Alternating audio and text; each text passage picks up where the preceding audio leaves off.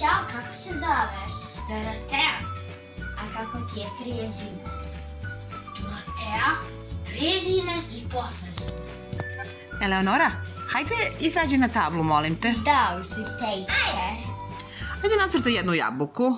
Naravno, hoćete kiselo ili slatko? Pobogu, dete. Klimanje glavom gore-dole kod nas je znak potvrđivanja, a odmahivanje glavom levo-desno izražava neslaganje.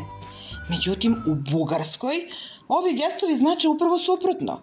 Klimanje glavom znači ne, a odmahivanje znači da. Ako se, na primjer, zateknete u Grčkoj, treba da znate da se na grčkom da kaže ne. Dorotea, da li mi možeš reći ako imamo sledeći glagol? Spavam, spava, spavaš, spavamo, spavaju. Koje je to vreme? Učiteljice, to je vreme spavanja. Znate što ima Marka, a nema Darko? Šta?